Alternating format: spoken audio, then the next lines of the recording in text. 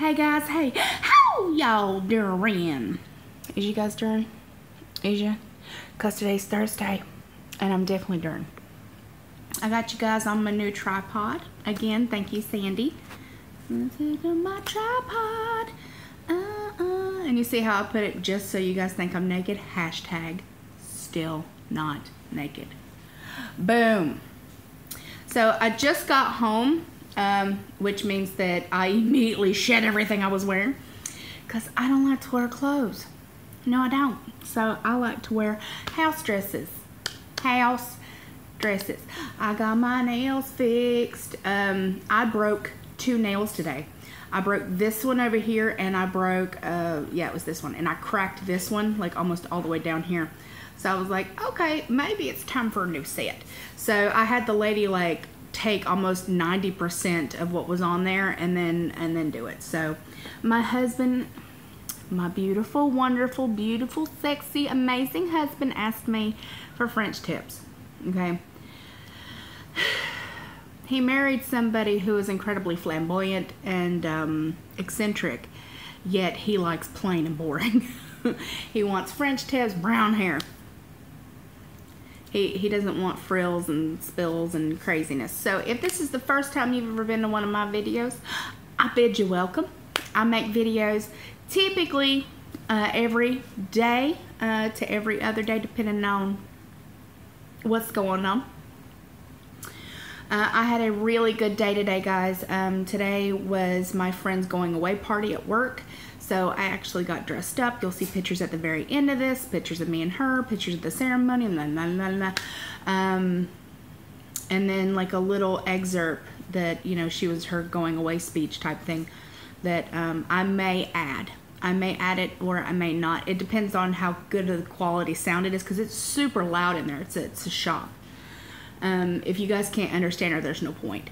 And then we left and got the truck, my husband's truck. We got the oil changed, and then when we went and fixed my nail meats because they was broken. I like these. They're fine. I mean, for what they are, they're all right. And then we went to a place called Los Reyes, which is a Mexican type place, and I got carne asada with some cheese and sour cream. Pretty simple, pretty easy. Yet today I had a brownie at her going away party. Now, so why do I bother to tell you guys what I eat? Because it holds me accountable and it stops that guilt, that instant I shouldn't have done that. Now, I know a lot of you know that, you know, I'm trying to stay in ketosis. I don't know how many grams of whatever that brownie had, but it had damn Oreos in it, y'all, so it was probably not good for me.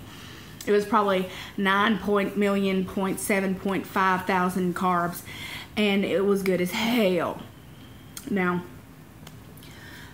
I could have just held that and you know, I could have just not said anything, but that's not the kind of channel I have. And when I feel like something I'm doing is not quite on par, I like to go ahead and say something. And for me, you know, it wasn't a matter that everybody else was having a brownie. It wasn't a matter that she was going away and this is the last time I get to share a brownie with her. It was the fact that I wanted a fucking brownie. Clear, simple, easy, breezy, cover girl. I just wanted a damn brownie. The last couple of days, I think what happens to me is the moment I feel like I've been knocked out of ketosis for some odd, crazy reason, it gives my brain an instant out. It's like, well, you're already out of ketosis. Why don't you just continue it? Why don't you just go ahead and eat whatever you want? I wish that I was the person that was like, no, girl, just get right back on that horse, you know. An immediate, you know, an instant, yeah, let's just, you know, just make better choices. But I'm not like that because I was taking NyQuil for a few days in a row, and NyQuil has 19 carbs in it. Not only that, but I was also taking DayQuil, because I was having a little bit of cold issues. That also has 19 carbs. So if I'm taking NyQuil once a night and DayQuil 3 times a day, there was no way. There was no way over the past couple of days I was in ketosis. I found out, you know, I actually logged it into my FitnessPal and found out how many there were and had a fit. So once my mind was like, oh, you know what, you're out of ketosis, you know, what are you going to do about that? Make better choices tomorrow. Wah, wah, wah. Instead, I was like, let's eat all the things. All the carb in my... This is going to be a struggle for the rest of my life. I'm going to struggle with my addiction for the rest of my life. And I really, really wish that I could tell you guys that this gets better over time, because it doesn't. I wish I could tell you guys that are just about to have surgery, if you have any kind of addiction, that it instantly cures it and life is rainbows, puppy farts, and unicorns, but it's not. It's not. Not in my most humble, almost 4 years out from gastric bypass. That has not happened for me. Now, you know, a lot of times I will sit and say, you know, I will give people the pep talk of, you know, just keep, you know, just keep moving. Just, okay, so you did shitty 2 or 3 days in a row, Nirvana, get back on it tomorrow. And of course I will. Of course I will jump right back on it and get back where I'm supposed to. But I really wish I didn't have to get to that point. I really wish that I wouldn't have to barter with my brain. That I didn't have to constantly like, hey, you know, you really shouldn't be eating that. And then, you know, when I do share healthy things with you guys, it's the food police that come in here and tell me, oh, well, you should put away that ice cream, or you know, don't eat that, or why are you eating so much of that, or why are you doing this, or well, how come you're doing that? It's little things like that that make my job of, and I view this as my job because I do this full time. What you guys don't see behind the screen is that, you know, I am constantly networking. I'm constantly answering messages. I'm constantly posting stuff on Facebook and Instagram, constantly doing research. I'm constantly making videos, and then I have to upload said videos. And then after I upload the video, I have to, if I've got to chop it up, if I have more than one thing, I have to add music to it. I put, you know, you guys don't know how much time I legitimately spend on making these every day. It's not that I just put this on the internet and it's done. Then I gotta make a thumbnail. I gotta make pictures for a thumbnail. I've gotta edit the thumbnail. I've gotta put the thumbnail on. I gotta add all my little shit at the bottom. I gotta put all my tags in there. So, I mean, this is a full-time job for me, and my husband and I have agreed that, you know, I enjoy this. This makes me happy. I love helping people. My channel, you know, I want to continue to grow my channel. I want to continue to stay in the weight loss, you know, surgery and weight loss community for as long as I feel needed, and for as long as I need you guys. I think that's really important.